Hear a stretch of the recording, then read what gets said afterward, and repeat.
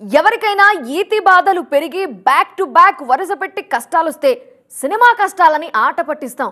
కానీ సినిమాకే కష్టాలొస్తే అవును, సినిమా పరిశ్రమకి కష్టాలు కొత్త కాదు. పైరసీ భూతంతో కొట్లాడుతూ పోటీకొచ్చిన ఓటీటీలతో ఫైటింగ్ చేస్తూ అలిసిపోయిన ఫిల్మ్ ఇండస్ట్రీని ఇప్పుడు మరో సంక్షోభం వేధిస్తోంది. ఇది సినిమాకి రాళ్లెత్తిన కూలీల సమ్మె సంక్షోభం. వారం రోజులైనా తెగని వేతనాల పోరాటం క్లైమాక్స్కి వచ్చినట్టే వచ్చి మళ్ళీ క్వశ్చన్ మార్క్ అయి కూర్చుంటోంది. ఆకలి రాజ్యంలో హీరోలెవరు, విలన్లెవరు చూద్దాం ఇవాల్టి బర్నింగ్ టాపిక్ లో.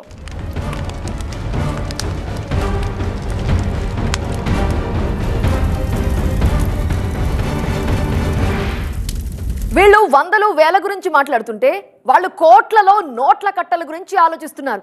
వీళ్ళు బతుకు తెరువు గురించి చెబుతుంటే వాళ్ళు భారీ బడ్జెట్ గురించి లెక్చర్లు ఇస్తున్నారు. వీళ్ళు జీతం రాళ్లు పెంచమంటే వాళ్ళు కోర్టుల్లో తేల్చుకుందామంటారు. సో వీళ్ళకి వాళ్ళకి మధ్యలో ఏదో గ్యాప్ ఉంది. థాట్ ప్రాసెస్లో తేడాలు వచ్చాయా, సింకింగ్ ప్రాబ్లమా, ఏదైతేనే సగటు సినీ కార్మికుడికి తండ్రి లాంటి ప్రొడ్యూసర్కి మధ్య దూరం. ఆ దూరం తగ్గేదెలా? తగ్గేదాకా షూటింగ్లకి బందేనా? వేజ్ పెంచడానికి I'm not against. Bullying, controlling అనేది 100% జరగకూడదు. ఇంటి ఖర్చులు ఎలాగా, మా పిల్లలు మేము ఎలా బతకాలి చెప్పండి. అంత ఇబ్బంది పడుతున్నాం అంటే అంత బాధపడుతున్నాం. ఈనాటికి 30% అయింది, కానీ 3 సంవత్సరాలు 4 నెలలు అయిపోయింది, దాటిపోయింది. ఆవేంత అడుగుతున్నాం సార్. మరి అతిగా అడ్డు వస్తే కోర్టుకు వెళ్తాము. అప్పుడు వినకపోతే దాన్ని క్రిమినల్ ప్రొసీడింగ్స్ ఉన్నాయి, చాలా మెథడ్స్ ఉన్నాయి. తర్వాత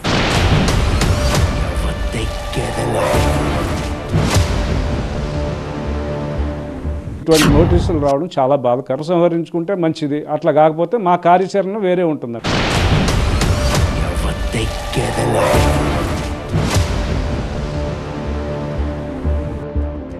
మీ సమ్మె వల్ల నా ఒక్కడి సినిమాకే రోజుకి 1.5 కోటి నష్టం వస్తోందని వాపోతాడు ఒక నిర్మాత.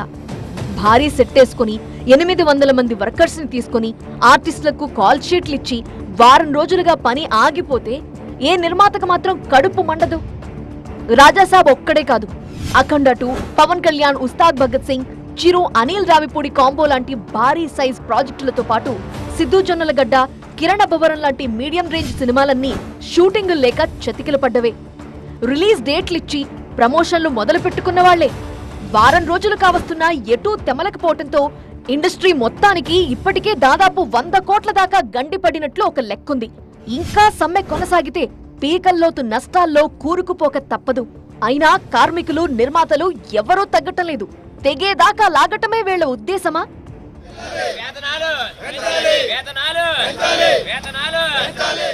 వేతనాల పెంపు దగ్గర మొదలైంది సంక్షోభం. ఇప్పుడు కొత్త కొత్త కండిషన్లు పుట్టుకొచ్చి ఈగో సమస్యలు మొదలై చిక్కు ప్రశ్నగా మారింది. ఇప్పుడు మొన్న లేబర్ కమిషన్తో 2 వర్గాలు కూర్చొని మాట్లాడినా సంధి కుదరలేదు. 30% జీతం పెంపు దగ్గర పడ్డ మెలిక మరింత బిగుసుకుంది. 4వ రోజే ముగుస్తుందనుకున్న సమ్మె 5వ రోజు కొనసాగింది. కోఆర్డినేషన్ కమిటీ చర్చల్లోనూ అంగీకారం కుదరలేదు. తరువాత మంత్రి కోమటిరెడ్డి, దిల్ రాజుతో జరగాల్సిన భేటీ కూడా వాయిదా పడింది. డాన్సర్స్, ఫైటర్స్ విషయంలో లోకల్ వాళ్లను ఎంతమందిని తీసుకోవాలి, నాన్ లోకల్ వాళ్ళని ఎంతమందిని తీసుకోవాలి అనే రేషియో లెక్క కూడా కొలిక్కి రాలేదు. ఇవన్నీ తేలిన తరువాతే వేతనాల పెంపు సంగతి ఆలోచిస్తామంటోంది ఫిలిం ఛాంబర్. అయినా సమ్మెకి అతీతంగా చాటుమాటుగా తాత్కాలిక సర్దుబాట్లతో అక్కడక్కడ షూటింగ్లు జరుగుతూనే ఉన్నాయి. యూనియన్ సభ్యులు అడ్డుకోవడానికి ప్రయత్నిస్తున్నారు. ఈ ఘర్షణ వాతావరణానికి చెక్ పెడుతూ నో మోర్ షూటింగ్స్ అంటూ ఫిలిం ఛాంబర్ బ్లాంకెట్ ఆర్డర్ ఇచ్చేసింది. ఇకపై ఎలాంటి షూటింగ్లు జరపకూడదని, అవుట్డోర్ యూనిట్లు, స్టూడియోల్లో షూటింగ్లకు అనుమతి ఇవ్వకూడదని ఛాంబర్ నుండి హుకుం జారీ అయింది. రోజులు గడుస్తున్నా యూనియన్లు దిగిరాకపోవటం, మధ్యవర్తిత్వాలు విఫలం కావటంతో నిర్మాతల్లో అసహనం పెరుగుతోంది. కట్ చేస్తే లీగల్ నోటీసులు, కోర్టు సీన్లు. మాకు వీలైనంత వరకు కంటిన్యూ చేద్దామని చూద్దామండి. వీళ్ళు మరి అతిగా అడ్డు వస్తే కోర్టుకు వెళ్తాము. అప్పుడు వినకపోతే దాన్ని క్రిమినల్ ప్రొసీడింగ్స్ ఉన్నాయి, చాలా మెథడ్స్ ఉన్నాయి. తర్వాత బట్ చేయాలనేది మేము కోరుతాం. ఎవరో సంబంధం లేని పర్సన్ వచ్చి నీ దగ్గర పనిచేసే వాళ్ళందరికీ ఇంత పెంచు అంటే అది తప్పు అన్నది నా ఉద్దేశం. నేను వేజ్ పెంచడానికి ఐఎమ్ నాట్ అగైనెస్ట్. బట్ ఈ బుల్లింగ్, కంట్రోలింగ్ అనేది 100% జరగకూడదు. కార్మిక సంఘాల్ని కోర్టుకేడుస్తామంటూ లీగల్ నోటీస్ ఇవ్వటం గతంలో ఎప్పుడూ జరగలేదు. ఇప్పుడైతే ఫెడరేషన్ కి నిర్మాతల నుండి లీగల్ సెగ నేరుగానే తగిలింది. మా బతుకు తెరువు సమస్యని వ్యక్తిగత సమస్యగా తీసుకుంటారా, ఇదెక్కడి నీతి అని షాక్ అవుతోంది వర్కర్స్ ఫెడరేషన్. ఆదివారం కార్యాచరణ ప్రకటిస్తామంటున్న కార్మిక సంఘాలు తెగేదాకా లాగే మూడ్లో ఉన్నాయి. నిర్మాతలతో హోరాహోరీ తప్పదని సంకేతాలు ఇచ్చేశాయి. దుర్మార్గపు ఆలోచనలతోటే కానీ మీరు ఆలోచిస్తున్నట్టుగా మేము అట్లా ఇండివిజువల్గా ఏమి ఎవరి మీద వ్యతిరేకత లేదండి. ముఖ్యంగా మీ మీద మాకెందుకు ఉంటుందండి, వారి అంగీకారంతోటేనండి. ఏది చేసినా ఫైనల్గా ఛాంబరే, సుప్రీం బాడీ ఛాంబర్ కాబట్టి ఛాంబరే డిసిషన్ తీసుకోవాలండి. ఈ ఎండ్ ఆఫ్ ద దశలో, శుభం కార్డు పడే దశలో ఇటువంటి నోటీసులు రావడం చాలా బాధాకరం. వారు ఉపసంహరించుకుంటే మంచిది, అట్లా కాకపోతే మా కార్యాచరణ వేరే ఉంటుందండి. అది మేము ఆలోచించుకుని చెప్పాలండి. ఆశించండి కానీ శాసించొద్దు. మమ్మల్ని బ్లాక్మెయిల్ చేద్దామంటే కుదరదు. దుబాయ్కో సింగపూర్కో వెళ్లి షూటింగ్ చేసుకుంటాం తప్ప మీకు లొంగిపోయే ప్రసక్తే లేదు అంటున్నారు లీగల్ నోటీసులు ఇచ్చిన నిర్మాత. మిగతా ప్రొడ్యూసర్లందరూ తనతో పాటే ఉన్నారని, కోర్టుకెళితే వాళ్లు ఇంప్లీడ్ అవుతారని భరోసాతో ఉన్నారు. మెంబర్షిప్ కార్డుల పేరుతో యూనియన్లే అరాచకానికి పాల్పడుతున్నాయని, కార్మికుల నైపుణ్యాన్ని వాళ్లే తొక్కేస్తున్నారని ప్రొడ్యూసర్లు అభియోగాలు మోపటం, మీకుండే టాలెంట్ కి మేమిచ్చేదే ఎక్కువ అనే మాటలు కూడా నిర్మాతల నుంచి రావటం, ఇవన్నీ కలిసి ఫెడరేషన్ లీడర్లని కార్నర్ చేస్తున్న పరిణామాలు. 24 క్రాఫ్ట్స్లో వాళ్ళుగా చెప్పేది ఏంటంటే 24,000 మంది కార్మికులు ఉన్నారని చెప్తారు. లేబర్ కమిషనర్ గారి దగ్గరికి ఏమో 44,000 మంది కార్మికులు అని చెప్తారు. సార్ యూనియన్లో ఈ 5 లక్షలు, 6 లక్షలు, 7 లక్షలు, 10 లక్షలు ఈ డబ్బులు మేము కట్టలేకపోతున్నాం సార్. కట్టే వాళ్ళకు కూడా వాళ్ళు మెంబర్షిప్లు కూడా ఇవ్వరు సార్. అదే అందుకని మేము అదర్ దెన్ పని చేస్తున్నాం సార్. మరి మీరు పని చేస్తున్నప్పుడు మరి యూనియన్లు యాక్సెప్ట్ చేస్తున్నాయా అని అడిగారు. యూనియన్లోళ్ళే తీసుకుని వెళ్ళి మాకు యూనియన్ వేతనం ఇవ్వకుండా మాకు వేరే పర్సనల్ వేతనం ఇస్తారు సార్. పర్సనల్ వేతనం ఇచ్చి దాని కింద పని చేస్తున్నామని నాకు వాళ్ళ వీడియోల్లో వాళ్ళు ప్రూఫ్లు చూపించిన దాన్ని బట్టి నాకు అర్థమైంది ఏంటంటే యూనియన్ కార్మికుల కంటే బయట దానికంటే 3-4 రెట్లు బయట కార్మికులు ఉన్నారనే విషయం అర్థమైంది. ఒక డాన్సర్ 7 లక్షలు కట్టి యూనియన్లో చేరి కార్డు తీసుకుంటేనే సినిమాలో ఛాన్స్ ఇస్తారా? ఈ విధంగా కొత్త టాలెంట్ కి ప్రోత్సాహం లేక తొక్కివేతకి గురవుతోందా అనే లాజిక్ ని ఎక్స్పోజ్ చేస్తోంది నిర్మాతల సమాజం. మేమిచ్చే వేతనాలతో చివరాఖరికి కార్మికుడే లాభపడాలి, అతడి కష్టాన్ని ఎవరో దోచుకోకూడదు, పరిశ్రమలో మిడిల్ మ్యాన్ వ్యవస్థ లేకుండా ఉండాలన్నదే మా ప్రయత్నం అనేది ప్రొడ్యూసర్ల మాట. స్కిల్ పెంచుకుంటే 1,500 కాదు, రోజుకి 10,000 దాకా సంపాదించుకునే అవకాశం వర్కర్ కి దొరికేలా చూస్తామని నిర్మాతలు అంటున్నారు. యూనియన్ కల్చర్ తోనే సినిమా ఇండస్ట్రీ మొత్తం భ్రష్టు పడుతోందన్న ప్రొడ్యూసర్ల వాదన సంక్షోభాన్ని కొత్త మలుపు తిప్పేసింది. మ్యూజిక్ డైరెక్టర్ కింత, కాస్ట్యూమ్ డిజైనర్ కింత, ఫైట్ మాస్టర్ కింత, ప్రొడక్షన్ మేనేజర్ కింత, కెమెరామెన్ కింత, ఎడిటర్ కింత అని ఎవరి ప్యాకేజ్ వాళ్ళకి పాకెట్లలో టంచన్గా పడిపోతోంది. ప్రొడ్యూసర్ల దగ్గర చెక్కులు పుచ్చుకొని బేషూగ్గా బ్యాంకులో వేసుకుంటారు. కానీ సినిమాని భుజాల మీద మోసే మిగతా కర్షకుల సంగతేంటి? లైట్లు మోసేవాడు, క్లాప్ కొట్టేవాడు, కెమెరాలు తుడిచేవాడు, సెట్లో రంగులేసేవాళ్ళు, హీరోకి డూప్గా పోరాట సన్నివేశాల్లో నటించేవాడు, చివరికి ఆ హీరో అంగీకి గుండీలు కుట్టే దజ్జీవాలా వరకు వీళ్లు కదా సగటు సినిమాకి రాళ్లెత్తే కూలీలు. ఆస్కార్లు గెలుచుకున్న బాహుబలి సినిమా అయినా, నేషనల్ జ్యూరీని మెప్పించిన పుష్పరాజులైనా ప్రతి గొప్ప సినిమా వెనుక వీళ్లు పడే కష్టం కూడా ఉంది. దాన్ని విస్మరిస్తే ఎలా? ఇవాళ రేపు ఏ సినిమా కూడా 100 రోజులాడే పరిస్థితులు లేవు. కానీ 1000 కోట్ల కలెక్షన్లు రాబట్టే బ్లాక్ బస్టర్ సినిమాలైతే పరిశ్రమ నుండి వస్తూనే ఉన్నాయి. ఆ 1000 కోట్లలో నయా పైసా వంతైనా సినిమా కూలీలకు చెందాలన్నది సరాసరి న్యాయం. అది జరుగుతోందా? ప్రేక్షక జనాన్ని మురిపించే ఈ రంగుల ప్రపంచంలో కార్మికుల కథలన్నీ తెరవెనకే మగ్గిపోయి అన్టోల్డ్ స్టోరీస్ గా మిగిలిపోతున్నాయి. 10 ఏళ్లు 25 ఏళ్లు ఆయుష్లో సగభాగం దాకా సినిమాలకే పనిచేసిన చివరాఖర్లో ఆస్పత్రి ఖర్చుల్లేక కుమిలిపోయే కృష్ణానగర్ కన్నీటి కథానికలు ఓలెడన్ని. కోట్ల రూపాయల బడ్జెట్ తో సినిమాలు తీస్తున్న ఇండస్ట్రీలో కార్మికులకి జానాబెత్తడు జీతం పెంచితే నష్టం జరుగుతుందా? పాన్ ఇండియా రేంజ్ నుంచి చిన్న నిర్మాతల వరకు కార్మికుల సమస్య పరిష్కరించేందుకు ఎవరూ సిద్ధంగా లేరా? వర్కర్స్ పెడుతున్న డిమాండ్ల పట్ల సగటు నిర్మాత ఏమనుకుంటున్నాడు? 3 years అయింది, పెంచాలి, అది ఇన్వెటబుల్, అది అందరికీ తెలిసిన విషయమే. But at the same time అడుగుతున్నది కొంచెం బాగా ఎక్కువ ఉంది. దాన్ని న్యూట్రల్ కొంచెం దాన్ని బ్యాలెన్స్ చేయమని చెప్పి ప్రొడ్యూసర్స్ అడుగుతున్నారు. We are not against to increase the ఇవి, but at the same time whatever వాళ్ళు 30%, 10% అంటే థర్డ్ ఇయర్కి వచ్చినప్పుడు 50% పెరుగుతుంది. అండ్ మళ్ళీ థర్డ్ ఇయర్లో పెంచాలి, అయిపోద్ది కదా మళ్ళీ 3 years టైం. సో అది కొంచెం లాజికల్గా లేదనేదే ప్రొడ్యూసర్స్ క్వశ్చన్. చిన్న సినిమా ఎలాంటి పరిస్థితుల్లో ఒక్క పైసా కూడా వేజెస్ ఇంక్రీజ్ చేసే పరిస్థితిలో లేదని చెప్పి తెలియచెప్పమన్నారు. అలాగే కౌన్సిల్ నుంచి ఛాంబర్ నుంచి ఫెడరేషన్కి, లేబర్ కమిషన్ గారికి తెలియచెప్పమన్నారు.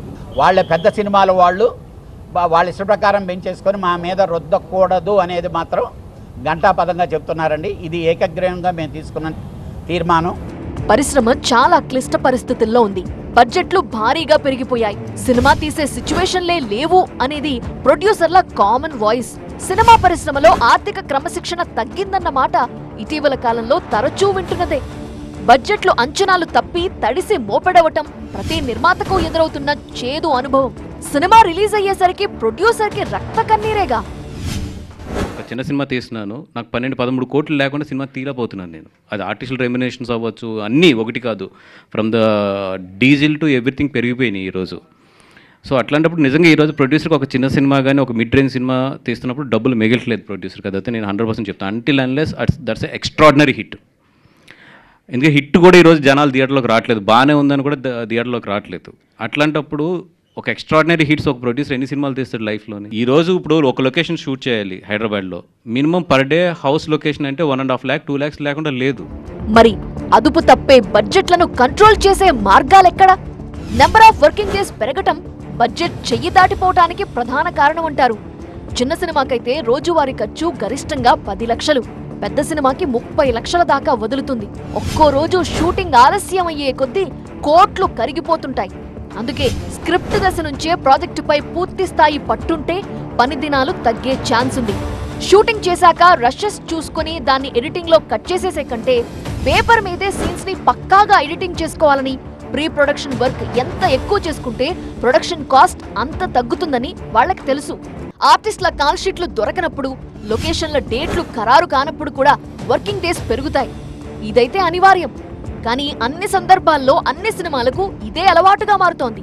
సరైన ప్లానింగ్ లేకుండా స్కెడ్యూల్స్ ఖరారు చేసుకుంటున్న నిర్మాతలు చేతులు కాలిన తరువాత లబోదిబోమంటున్నారు.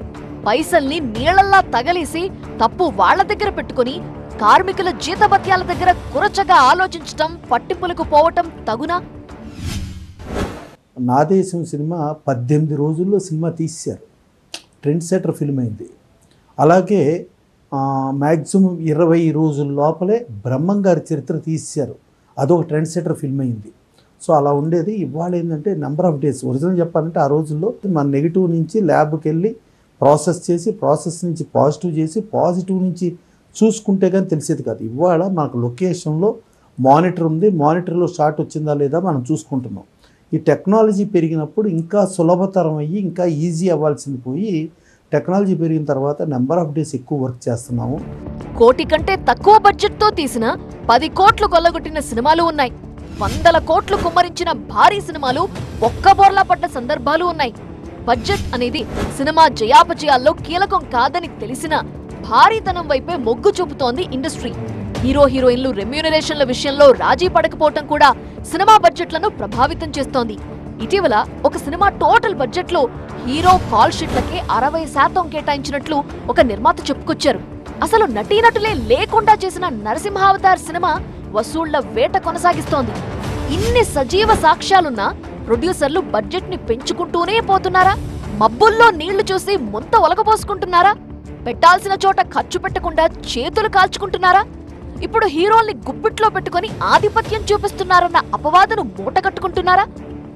ఆ ప్రొడ్యూసర్ చాలా మంచోడు, ప్రొడక్షన్లో అస్సలు కలగజేసుకోరు, ఎప్పుడో గానీ సెట్టుకు రారు, సినిమా బడ్జెట్లు పెరిగినా పెద్దగా పట్టించుకోరు, ఎక్కడా కాంప్రమైజ్ కాకుండా ఖర్చు పెట్టేస్తారు, ఫుల్ టు ఫుల్ కోఆపరేషన్ ఇచ్చారు అని సినిమా ఫంక్షన్లలో నిర్మాతలకి డబ్బా కొట్టడం కామన్ అయిపోయింది. తమకి పూర్తి స్వేచ్ఛనిచ్చారు అని చెప్పబోయి నిర్మాతల్ని ఈ విధంగా పొగడ్తలతో ఫిదా చేస్తారు. కానీ నిర్మాత అసలు లక్షణం అది కాదుగా. ప్రొడక్షన్ పట్ల, సినిమాకి పనిచేసే కార్మికుల పట్ల సీరియస్నెస్ లేకపోతే అతడు నిర్మాత ఎలా అవుతాడు? ఆ సినిమాని ఎలా ఓన్ చేసుకుంటాడు? సినిమా పరిశ్రమ అనేది ఒకప్పుడు కళాపోషణ, కానీ అది ఇప్పుడు పెట్టుబడి మార్గంగా మారిపోయింది.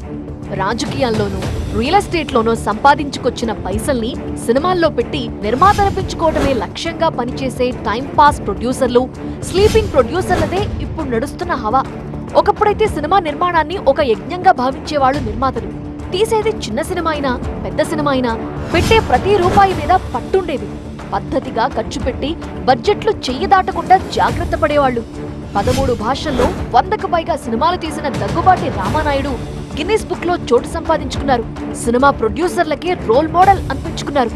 భారీ సినిమాలు, భారీ సక్సెస్ లతో 3 తరాల పాటు టచ్ లోనే ఉన్నారు అశ్విని దత్. టాలీవుడ్ లో ఐకానిక్ ప్రొడ్యూసర్లుగా తిరుగులేని పాపులారిటీతో హీరోలకు ధీటుగా నిలబడి కటౌట్లు కట్టించుకునే రేంజ్ వెళ్లది. తెలుగులో పుట్టిన భరణి, విజయ వాహిని, అన్నపూర్ణ లాంటి నిర్మాణ సంస్థలు భారతీయ సినీ పరిశ్రమకే ఆదర్శంగా నిలిచాయి. ఒకప్పుడు ప్రొడ్యూసర్లంటే ట్రబుల్ షూటర్లు. పరిశ్రమలో సమస్య వస్తే, కార్మికులకు కష్టం వస్తే ముందు నిలబడేవాళ్లు. ఇప్పుడు ప్రొడ్యూసర్లే ట్రబుల్ మేకర్లు అవుతున్నారా? వివాదాలకు కేర్ ఆఫ్ అవుతున్నారా? అది ఎన్ఆర్ఐస్గా కానీ ఈ రకంగా వచ్చేసి వాళ్ళు ఇన్వెస్ట్మెంట్ చేయటం అనే ఇదిలో రెగ్యులర్ పాత నిర్మాతలు పక్కకు జరగటంతో కొంచెం ప్లానింగ్ అడ్డు అదుపులేరంతో పక్క తప్పుకుంది. ప్లస్ ఇవాళేమో స్టార్ హీరో, స్టార్సు అప్పుడు ఏంటంటే రామారావు గారు, నాగేశ్వరరావు వాళ్ళు స్టార్ హీరోస్ అయినా కూడా వాళ్ళకి నిర్మాతకు ప్రాపర్ రెస్పెక్ట్ ఇస్తూ ప్రాపర్ ఇదిగా ఉండి ఒక పర్ఫెక్ట్గా ఒక ప్లాన్డ్గా వాళ్ళు ఉండేవారు. వాళ్ళు ఉండటం మూలంగా నిర్మాత కూడా రెస్పెక్ట్ వచ్చేది, ఆ రకంగా నడిచేది. ఇవాళ కొంచెం ఆ స్థాయి అయితే లేదు. దాసరి నారాయణరావు లాంటి దర్శక నిర్మాతలు అందరికీ పెద్దన్నగా వ్యవహరించి కార్మిక వర్గ పక్షపాతిగా ఉండేవారు. ఏ విభాగంలో విభేదాలొచ్చినా పిలిచి మాట్లాడి సర్ది చెప్పేవాళ్లు. అందుకే అప్పట్లో యూనియన్ల పాత్ర నామమాత్రమే. కానీ ఇప్పుడు కార్మికుల జీతభత్యాల విషయంలో సంక్షోభం ఏర్పడితే పరిష్కారానికి ఇండస్ట్రీ పెద్దగా ఎవరూ ముందుకు రాని విచిత్రమైన పరిస్థితి. పైగా హీరోల్ని గుప్పిట్లో పెట్టుకుని ఆధిపత్యం చూపిస్తున్నారన్న అపవాదును మూటగట్టుకుంటున్నారు నిర్మాతలు. చిరంజీవి గారి ప్రతినిధిగా అనేది కానే కాదు. చిరంజీవి గారి దగ్గరికి, బాలకృష్ణ గారి దగ్గరికి, అందరి హీరోల దగ్గరికి వాళ్ళతో సినిమాలు తీసే ప్రొడ్యూసర్లు అందరు వెళ్ళి, అంటే వీళ్ళు ఏమైనా తప్పు చేస్తున్నారని వాళ్ళు అనుకుంటారేమో అని చెప్పి వాళ్ళకి పోయి ప్రాబ్లంలు చెప్పుకున్నారు. సార్ ఇది సార్ పరిస్థితి జరుగుతుండేది ఇదని చెప్పుకున్నారు. డెఫినెట్గా వర్కర్లని ఇబ్బంది పెడదాం అనేది ఏ ప్రొడ్యూసర్ అనుకోడండి. తండ్రి పాత్రలో బాగోగులు చూడాల్సిన నిర్మాతలే లీగల్ నోటీసులు ఇచ్చి తమ పాలిట విలన్లుగా మారితే ఎవరి దగ్గరికెళ్లి మొరపెట్టుకోవాలని ప్రశ్నిస్తోంది వర్కర్స్ ఫెడరేషన్. సమస్యలు విని కూడా సైలెంట్ గా ఉండిపోయిన కథానాయకులు కూడా కార్నర్ అవుతున్నారిక్కడ. మరి ముదురుతున్న సంక్షోభాన్ని నివారించే బిగ్ బ్రదర్ ఎక్కడ? కార్మికుడి జీతం రాళ్ల కథకు క్లైమాక్స్ ఎలా? శుభం కార్డు పడేదెప్పుడు?